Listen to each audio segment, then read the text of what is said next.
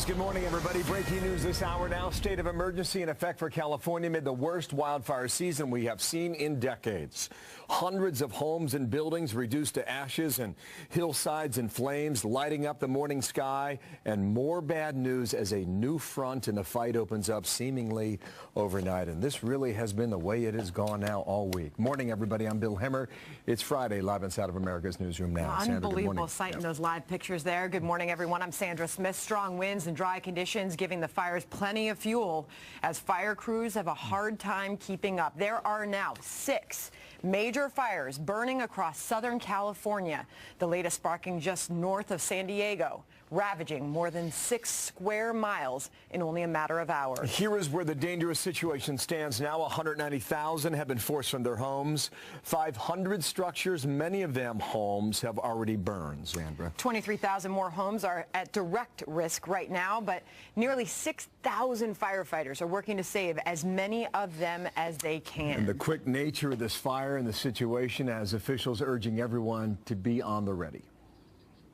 But tonight is one of those nights, today is one of these fires that people need to be ready because this fire could make it all the way through Oceanside to the coast if it continues. Be prepared to leave immediately, and that means making sure that you have your car gassed up completely. The magnitude of the winds and the firestorms and how fast things change, you just have to really be alert. Well, it is 6 o'clock in the morning, 30 minutes from sunrise. Will Carr live in Santa Paula, California, north of L.A. And how are conditions where you are? Good morning, Will.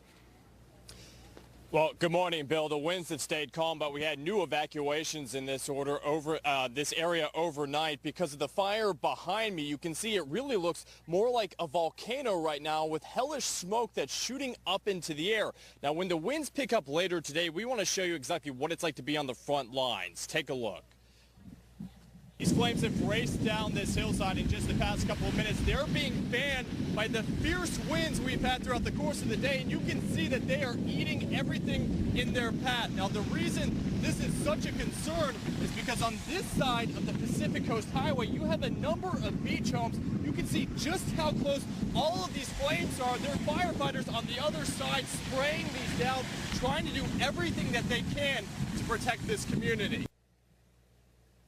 Those firefighters have been working round the clock. We spoke with one resident whose home has been surrounded by flames twice this week. Listen to what he said. We're very, very grateful for the fire department and all the fire departments from up and down the state and out of state. They're all here helping us. We never dreamt it would be back here again. We thought we were safe last night. And unfortunately for residents like that, they're expecting strong winds throughout this area through the weekend. Bill. Also, Will, this is having a big impact on animals. What are you hearing about that today? Yeah, absolutely. We actually have some dramatic video of ranchers in this area trying to save dozens of their horses, really showing you the impact that this has not only on residents but their animals. And for the firefighters, this is really a dramatic game of whack-a-mole where they go and they put one fire out, but the winds push the embers around. They start another fire, and they're constantly trying to put those flames out. We'll see what today holds when the winds pick up. Bill. Thank you, Will Carr, there in California, watching that in a moment here. And as we wait for the sun to rise out, sometimes the winds are the strongest in the morning and the evening, at dawn and at dusk. We'll see what happens there. In the meantime, you got this massive snowstorm that went ripping through the south and southeast that is so rare. It is so rare, and people are making snowmen in Baton Rouge. It's unbelievable. Blackie, so we'll take you there live coming up a bit later this morning. All right. Meanwhile, President Trump getting set for a big speech tonight, heading down to Pensacola, Florida, for what is being described as a campaign-style rally. The event will be held about 25 miles from the border with Alabama. That state, home to next Tuesday's special election for Attorney General Jeff Sessions' former Senate seat. President Trump recently endorsing the Republican in that race, Roy Moore. Kevin Cork live from the White House for us this morning. Kevin, what should we expect to hear the president say tonight in his remarks that he is tweeting about just moments ago in Pensacola? Yeah, you're right about that. And listen, this is going to be an old-fashioned campaign-style rally, and clearly Judge Moore is, frankly, Sandra, looking for a bit of a Trump bump. Now, understand this. The president has a reputation for being a forceful and dramatic and direct speaker. Well, tonight we actually expect a bit of nuance as it relates to Judge Moore. That is to say, more of a criticism of his opponent, Doug Jones, than maybe an outright celebration of Judge Moore himself. That said, it is right in the president's wheelhouse, you'd have to admit, right? I mean, to use that baseball expression of right over the plate, right in that part where you're most likely to hit a home run, well, that's this for the president. A rally, a high-energy room, and a sales pitch. In this case, he's selling to conservatives to get out there and make your voice heard. This is clearly where he's most comfortable as he makes his way back to Pensacola for the 4th time in 2 years and the 1st time as president. And while he'll be just a few miles from the Alabama border, as that graphic pointed out, not far from where Judge Moore is in the throes of that heated and bitter campaign, Moore himself will not attend the campaign event tonight. His campaign issuing a statement which reads in part, Judge Moore is campaigning hard and engaging with Alabama voters. He will not be in Pensacola, but is grateful to have the president rallying conservatives near Alabama. We are actively encouraging supporters to attend the rally and look forward to victory on the 12th. Now, you know how this goes, obviously, from your perch as a journalist. Sometimes, Sandra, we see changes in the schedule. I'm not suggesting Moore is going to pop up and make this dramatic appearance, but I would say this, always expect the unexpected when it comes to rallies like this. We'll keep an eye on it again tonight at 8 o'clock live coverage here on Fox. Fair enough, Kevin. And tonight was that big deadline to fund the government. The president and congressional leaders are avoiding shutdown, at least for now. Yeah, you're right. Listen, we saw the spray here at the White House yesterday, congressional leaders making their way here. And I would characterize, Sandra, the readout this way. We're going to agree to disagree on the major big-ticket items yet to be hashed out. But we agree on the necessity to keep funding the government. That was my takeaway in my conversations with White House officials following that big meeting. Of course, this is so important to keep the government funded at least for a couple of weeks. Yesterday's meeting always about bridging the political span, which some people would argue is about the size of the Grand Canyon. But clearly yesterday they were able to put heads together and figure out a way to get this over to congressional lawmakers on the Hill to keep the government operating, at least for now. By the way, I should point this out. That doesn't mean that everything is worked out. We still have to figure out a clean CR, funding the military and veterans, and what about a DACA fix and children's health programs? All that is still on the table, as well as tax reform. More conversations yet to come. Sandra, back to you. And to your earlier point, we will see how the schedule changes on this Friday. Kevin, thank you. There are big developments late last night on the Hill involving the resignation of yet another lawmaker.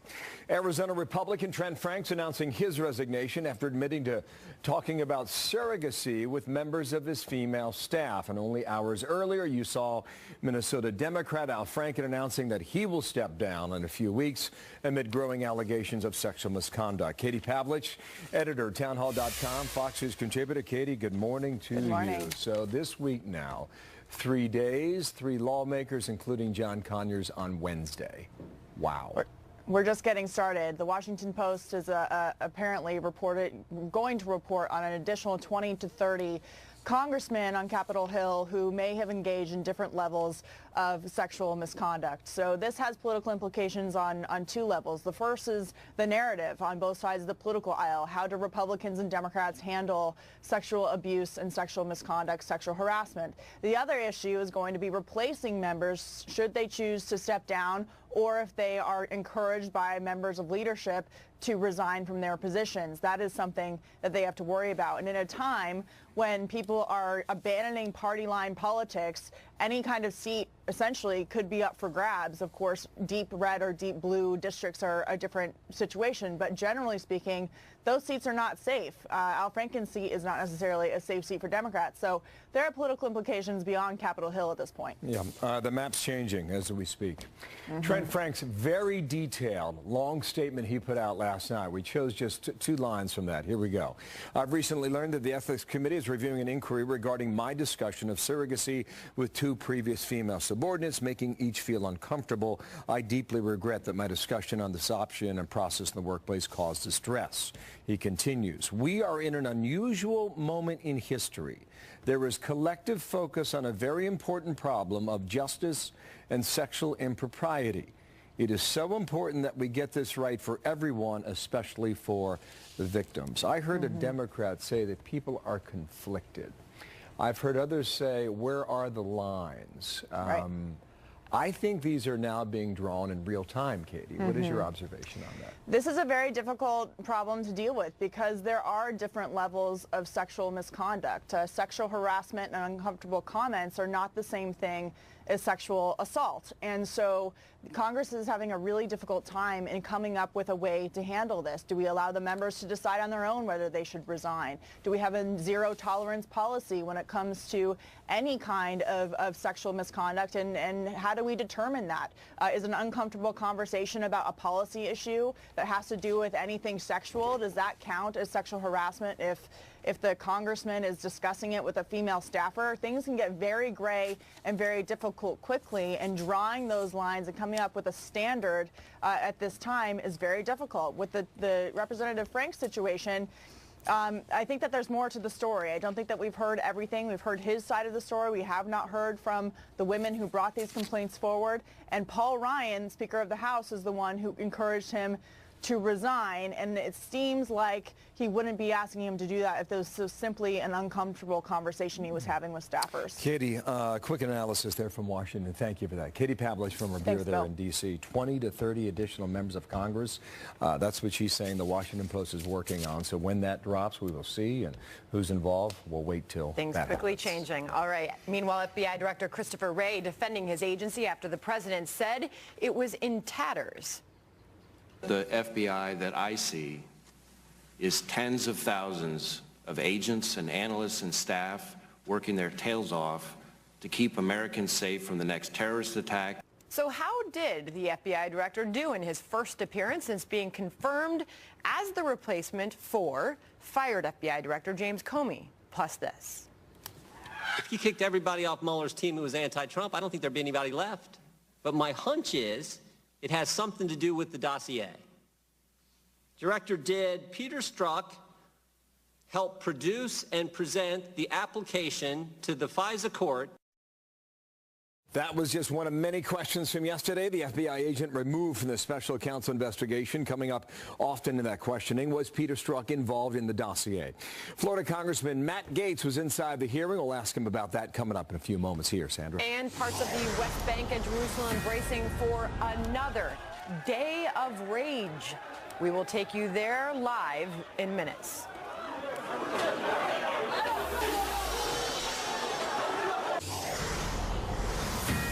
There is no finer institution than the FBI and no finer people than the men and women who work there and are its very beating heart. Almost 37,000 men and women with a fierce commitment to protecting the American people and upholding the rule of law. Chris Wray, FBI director, defending his agency over allegations of bias. This coming now as we learn from about a demotion for a top Justice Department official that sources tell Fox News was tied to his contact with a research firm behind the anti-Trump dossier.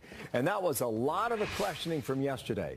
He is one in a million. He is Juan Williams, Fox News political analyst, author of We the People, and Rachel Campbell-Steffi of Fox News contributor. Good day to both of you. Good morning. Okay, Good morning. I think the most important point about his testimony yesterday was whether or not he backed up the FBI and gave people the confidence that they were looking for in the agency. And I asked you that, Rachel, because this was the tweet from a few days ago for the president.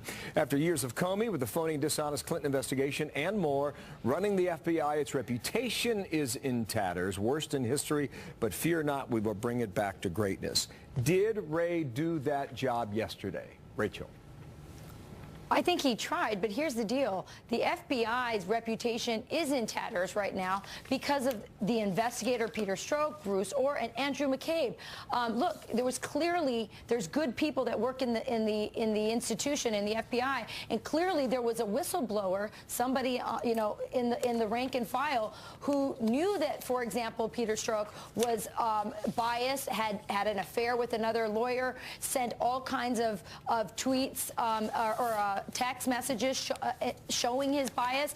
And so somebody reported it within the FBI, and that's why it went to the investigators. So, yeah, are there good people in the FBI? Yes, but I think the leadership has been politicized, and I think that the reputation has been damaged. That is one thing Republicans have been consistent about, Juan, is that their criticism has been targeted toward the leadership. What about the reputation? I don't think there's any question. Reputation's in good standing, Bill. There's no law enforcement in this country is revered, and the FBI may be at the very top of that law enforcement hierarchy. I think what we're seeing here is President Trump reacting with very sensitive skin, I think, to not only Michael Flynn's guilty plea, but this week news of Deutsche Bank having records requested, financial records requested of his associates that could lead to him. And then you've got so many situations right now bubbling with this that we have an ongoing campaign not only against the FBI, but against the Department of Justice and whether officials there were meeting with people involved in that so-called dossier, and attacks as well, you know, FBI, DOJ, but specifically Robert Mueller, the special counsel, because there's concern that the president might fire Mueller at some point if the investigation, especially on financial records, gets too close to him. You know, I thought Trey Gowdy came with a long list of things over the past 2 years. Here's just part of what he ticked off yesterday. The last 2 years have not been good years for the Bureau, and they have not been good years for the department. It was the Inspector General, not the Department of Justice, not the Bureau, who found these texts. That same agent is the one who reportedly interviewed Secretary Clinton in an interview that you and I have never seen conducted that way before. I appreciate your professionalism and your unwillingness to want to say how unprecedented that is, so I'm not going to ask you. I'll just tell you, it's unprecedented. Well, he had a long list, Rachel. Do you think he received clarification? No, there's no. Why would a person who everyone knows was anti-Trump be in charge of, these are senior investigators, be in charge of the interview with Hillary Clinton? And if there was nothing to hide, when Devin Nunes, head of the House Intelligence Committee, said, well, that's weird, Peter Strzok's no longer in charge of this investigation, they've removed him from the investigation, we want to know why, and they stonewalled him. They didn't, to the point where he had to ask for contempt of Congress, filing contempt of Congress charges. If there's nothing to hide, why wouldn't you hand that over? And by the way, what does it take to get fired in the FBI? You have two investigators who have completely screwed up these investigations. Very senior, high-level investigators have called into question the credibility of the investigation, and they just get like reassigned to human resources, or in the other guy's case, to another high-level job outside of the investigation. Yes, the FBI has a huge credibility problem. Just react to that quickly here. You know, I think everybody has opinions. All three of us have opinions. Doesn't mean we can't do our job. And FBI officials, Strzok, highly regarded. That's why he was in that position. And if he was sending those tweets, I think that 8,000 agents. I think that you see people say, hey, this could be politically damaging, but it doesn't speak to the integrity of the investigation that was conducted. All right, to both of you, thank you for your commentary there. Thank you, Juan. Thank you, You're Rachel. welcome. Okay, Have more a to good come on weekend. that. You bet. You too. Thanks, Sandra. The West Bank erupting in a new wave of violent protests. How Israel is now beefing up security. This after the U.S. announced it will recognize Jerusalem as the capital of the Jewish state.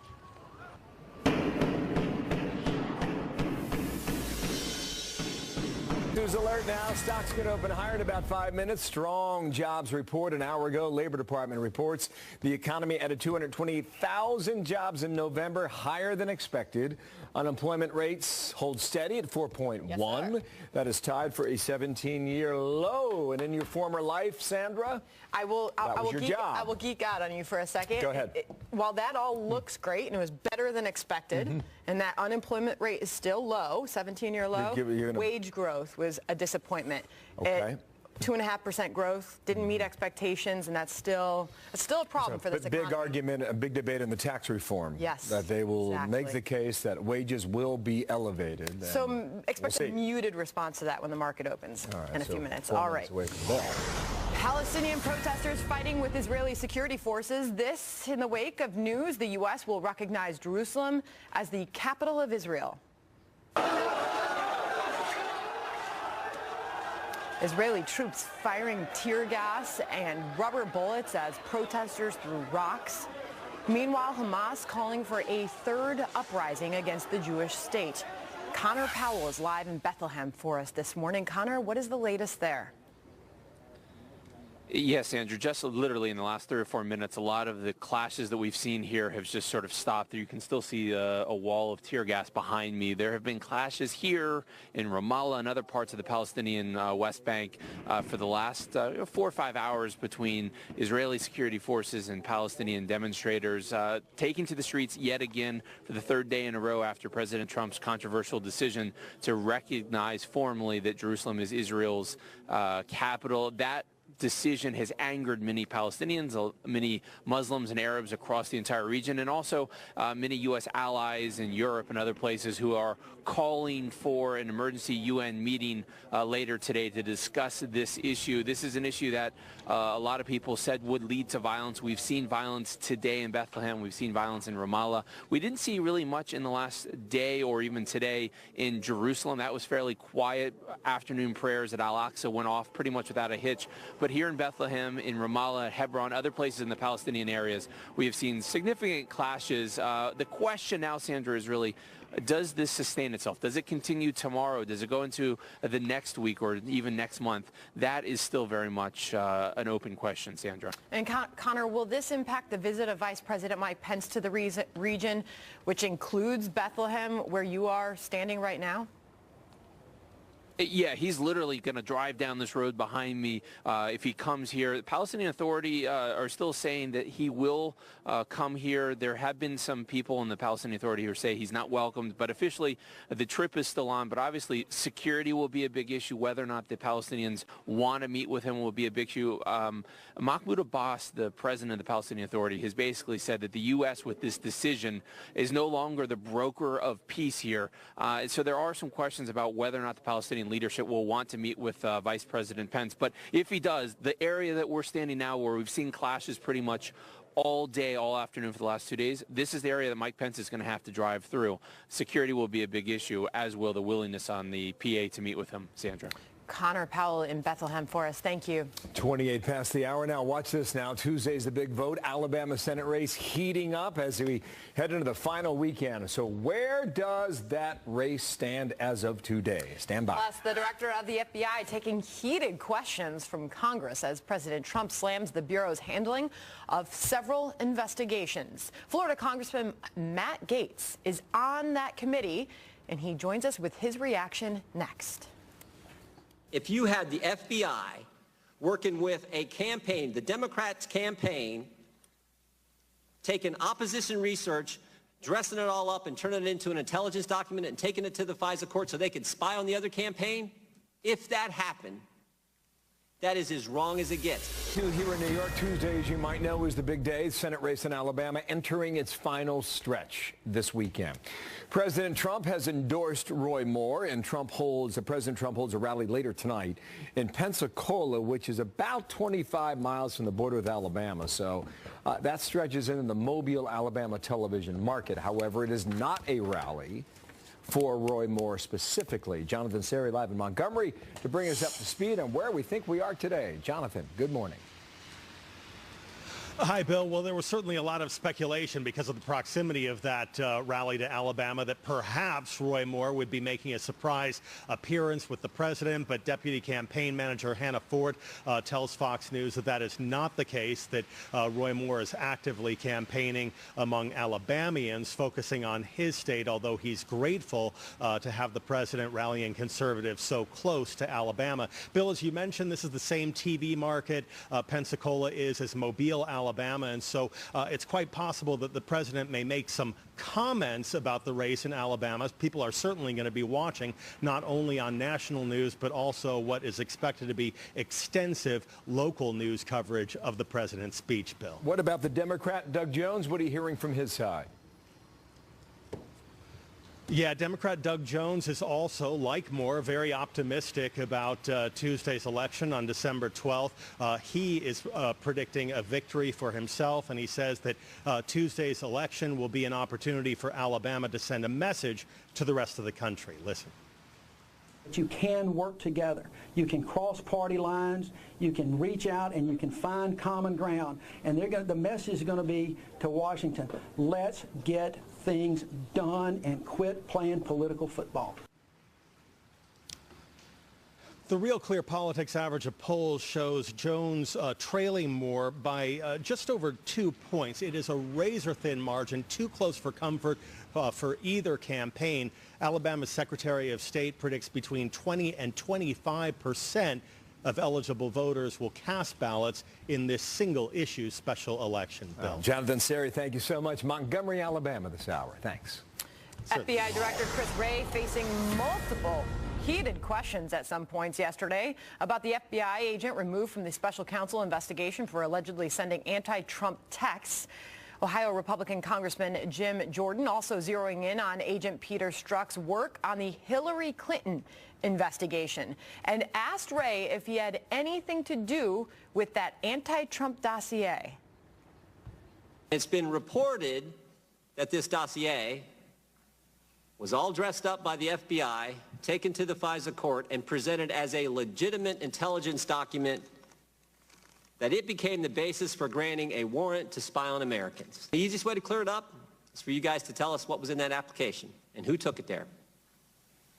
Congressman, our staffs have been having extensive interaction with both intelligence committees on our interaction with the FISA court, and I think that's the appropriate setting for those questions. Florida Congressman Matt Gaetz is a member of the House Judiciary Committee and was in yesterday's hearing, and he joins me now.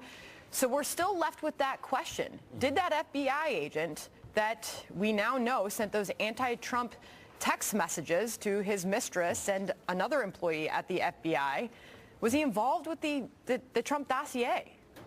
Well, Sandra, there are a lot of unanswered questions, and I think that Jim Jordan is doing an excellent job exposing these issues. We don't know if taxpayer funds were used to buy political opposition research to discredit the duly elected president of the United States. We don't know if Hillary Clinton got leniency or special treatment. The current deputy director of the FBI, Andrew McCabe, wrote emails saying Hillary Clinton would be treated special, and we don't really know what that means. And, you know, we also don't know how we're going to make the reforms at the FBI to ensure that this doesn't happen again. Right now, there's an inspector general evaluating the unfair bias in favor of Hillary Clinton, and we're investigating the bias against President Trump. I asked Director Wray, did Mueller recruit people specifically because of their anti-Trump bias? And we didn't get an answer to that either. So our investigation continues, and these are answers the American people want. All very important questions, and this is as President Trump has said the reputation of the FBI is tattered. Did Christopher Wray, the now FBI director, did he convince us otherwise yesterday?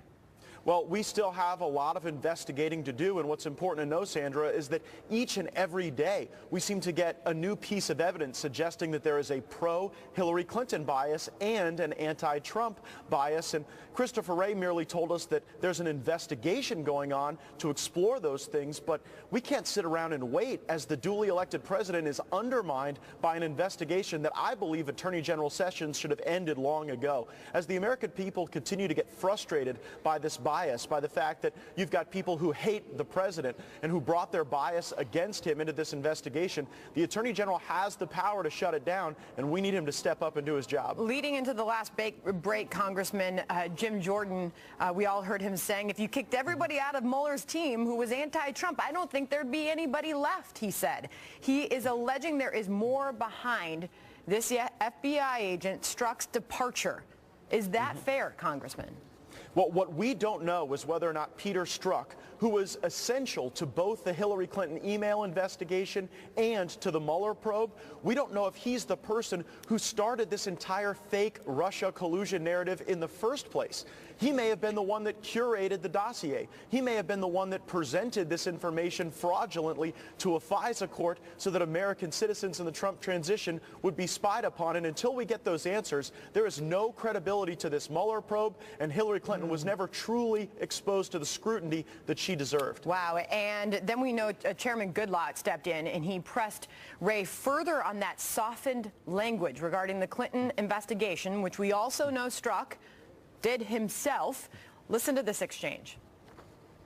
Would it be accurate to say that a senior FBI official changed the wording of the director's statement to ensure that Secretary Clinton was not liable under the Espionage Act? I think it would not be appropriate for me to speculate about what the Inspector General will or will not find. I believe the standard is gross negligence. I leave it to others to conclude whether extremely careless and gross negligence are the same thing. Gross negligence, of course, was not the words that were used. Congressman. No, and that's critically important, because if you've got an FBI agent who's a member of the Hillary Clinton fan club altering the documents that set forth the legal standard for criminal culpability, you've got a total departure from the rule of law. And I think we need quicker reforms at the FBI. I pushed Director Wray to immediately have more transparency, more oversight, more reporting to Congress, and he's content to wait for the Inspector General's report, but we want action now, and we've gone to Speaker Ryan to enlist his support to get more answers, more documents, so that we can tell the truth to the American people. All right, Congressman, real quick, I've got to leave it there, but you're traveling with the president down to Florida this evening. Absolutely. We are going to go really make it an exciting event in Pensacola, Florida, and I think they'll be able to hear us over in Alabama. All right, Congressman Gates, great to have you. Please come back. Thank you. Thank you. Interesting comment at the end, right? In light of the vote Tuesday, Trump administration clarifying that the U.S. plans to take part in the Winter Olympics in South Korea. This after the UN Ambassador Nikki Haley and the White House Press Secretary Sarah Sanders said it was somewhat up in the air. Here's the comment first. Roll it. Is that a done deal, or is the United States recommending that our team goes, or is that still an open question given this environment? There's an open question. I have not heard anything about that, but I do know that in the talks that we have, whether it's Jerusalem, whether it's North Korea, it's always about how do we protect the U.S. citizens in the area. No official decision has been made on that, and we'll keep you guys posted as those decisions are made. Sanders now tweeting update. The U.S. looks forward to participating in the Winter Olympics in South Korea. The protection of Americans is our top priority, and we're engaged with the South Koreans and other partner nations to secure the venues, end quote. Those games take place in February next year, 40 miles south of the DMZ. A lot of attention, as you can imagine. The Olympics and all the international repercussions around it. So U.S. will participate. All right, thank you. Meanwhile, Senator Al Franken stepping down amid sexual misconduct allegations and heavy pressure from his own party. I do not feel that he should continue to serve. We need to draw a line in the sand and say none of it is okay. None of it is acceptable. Senator Kirsten Gillibrand, one of the loudest voices, calling for Franken to resign. But now some Democrats say she's not being consistent in her criticism. We will explain, plus this. I don't know if you can see it. I don't care if you can see it, but there's snow. It's coming down. This is awesome. Well, that's the NFL star J.J. Watt saying, let it snow. What's so unusual about this? Guess where he is. It is a southern winter wonderland. Texans are loving this. Yes, deep in the heart.